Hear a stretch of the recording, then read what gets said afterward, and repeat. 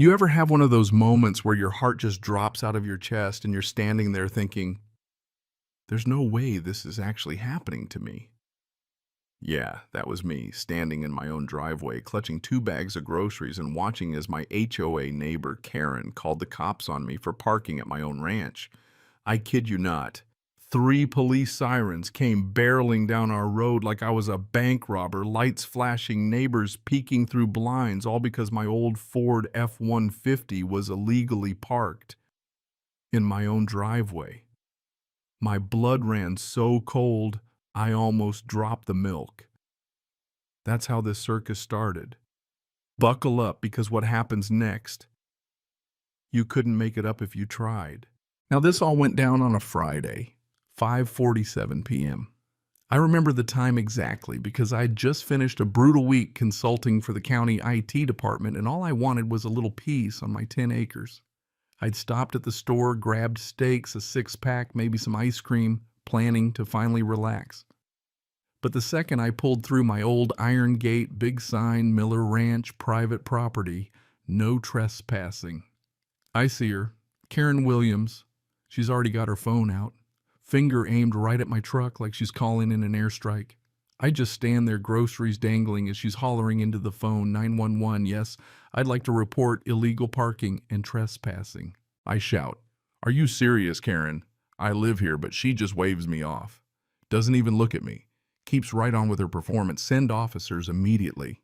This is an HOA emergency. And I wish I was joking, but the way she says it, you'd think I'd crashed an 18-wheeler into her living room. Then comes the kicker. He's getting aggressive, threatening behavior, she says, as I stand there with nothing deadlier than a bag of frozen peas and a loaf of bread. Sirens start up, 3 cruisers hit the road lights blazing. Out comes Sheriff Collins, local guy, usually pretty reasonable looking, like he's already regretting the call. His deputies fan out, hands on belt, searching for, well, apparently a rogue homeowner in his groceries.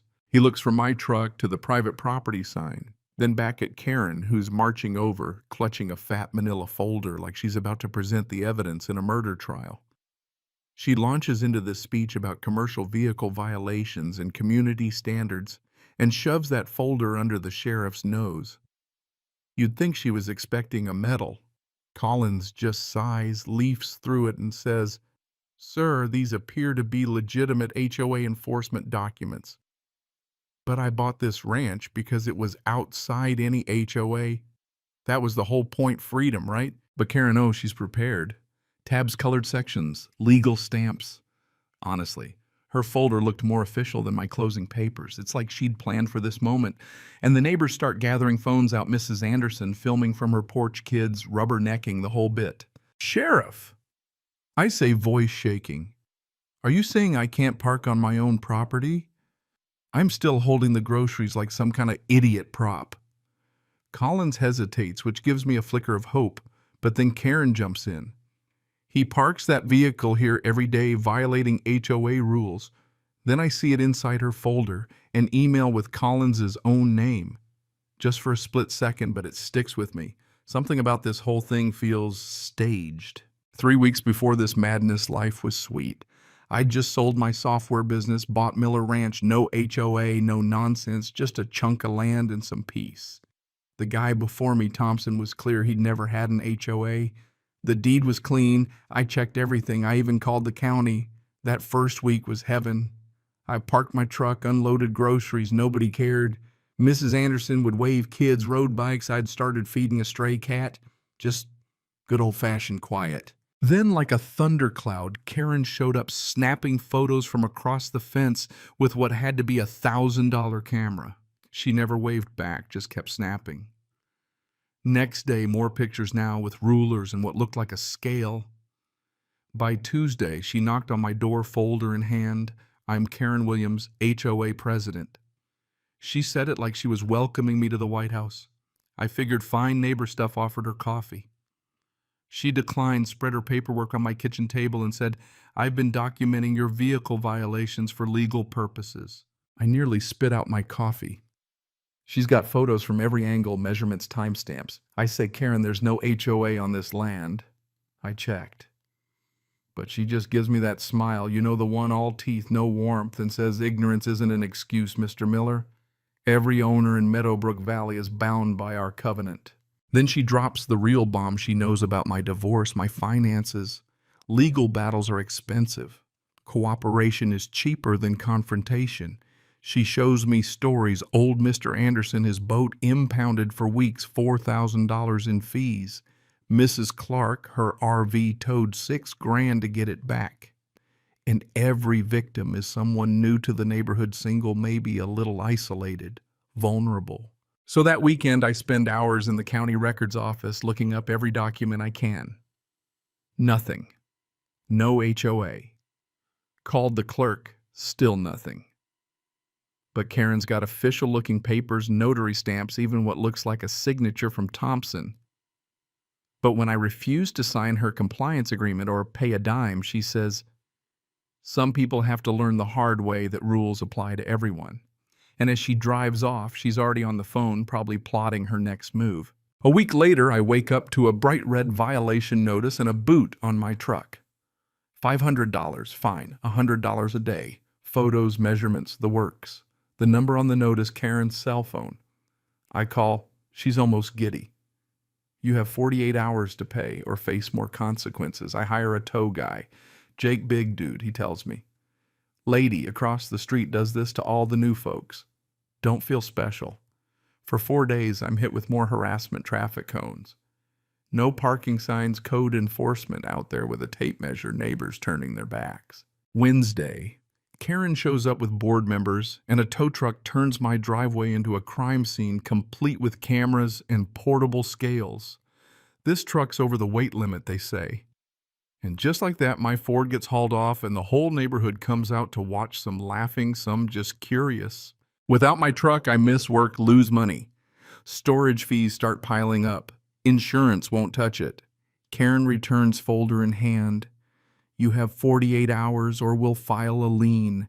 Even my own certainty starts to wobble. Her paperwork looks so real, but the county clerk still swears there's no record.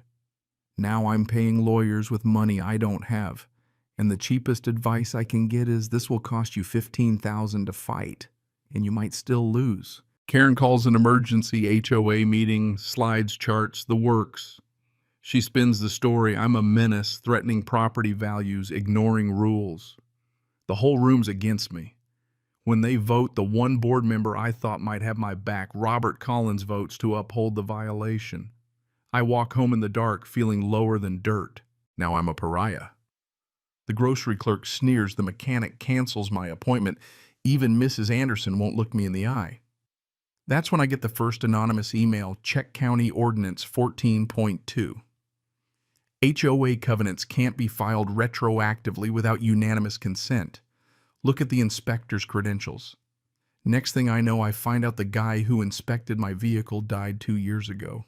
Karen's forging signatures, faking documents, and running this scam on anyone new or vulnerable. Another email arrives warning me she's about to file a lien. If she wins, I lose my ranch in 90 days. Protesters show up, news vans pull in. I'm public enemy number one. Even my family starts questioning what's going on. So I start digging property tax records, old signatures, you name it. I catch Karen handing cash and papers to some guy at a coffee shop. I collect photos, evidence, anything I can. The harassment escalates, spray paint on my fence, stolen packages. My grass grows wild because I can't cut it. I'm drowning. Finally, another email. Meet tomorrow, Riverside Park. Bring everything. I'm desperate, paranoid. Could be a trap, could be my last shot. I show up, and sitting under the oak tree is Robert Collins, the same guy who voted against me. My blood boils, but he flashes a badge. I'm Sheriff Ben Collins. I've been undercover on the board for 6 months.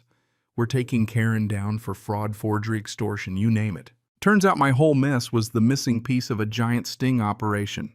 47 victims, $340,000 stolen. My evidence, my stubbornness was what finally brought her down. Collins says, let her make the call tomorrow, play along. Next morning I do just that. Karen calls the police, claims trespassing, thinks she's finally won. Only this time when the cruisers show up, Collins arrests her right there in front of everyone, neighbors, news cameras, the whole crowd. Ms. Williams, you're under arrest for fraud and extortion. The look on her face like she swallowed a lemon and a law book at the same time. Neighbors who'd shunned me apologized. The tow company gave me my truck back and a refund. My bank restored my credit. My clients took me back. Karen went to trial, got 5 years, and had to pay back $500,000 to all her victims. The state passed new laws, the county changed its rules, and Miller Ranch, my home, became a symbol for fighting back. The neighbors who once avoided me now drop off homemade cookies and wave from their porches. The kids feed my chickens, and Sheriff Collins, he's become a friend for life. And you know what? Every now and then I still sit on my porch at sunset listening to the peace I nearly lost, and I wonder how many folks are out there fighting silent wars against people like Karen, thinking nobody will ever believe them. Here's what I learned sometimes. The only way to beat a bully is to stand up, even if your knees are shaking. The community that turned its back on me, well, they came around, and we're stronger now for having seen what can happen when you let fear run the show. So tell me, if you were in my shoes, would you have fought back? Or would you have just paid up to make the nightmare end? Drop your thoughts down below. Have you ever had to stand up for what's right when nobody believed you? And if you're fighting your own Karen, don't give up. The truth has a way of coming out. And sometimes justice needs a little help from ordinary folks like us. Hit like, subscribe if you want more real stories, and share your own battle in the comments. We all need to know we're not alone.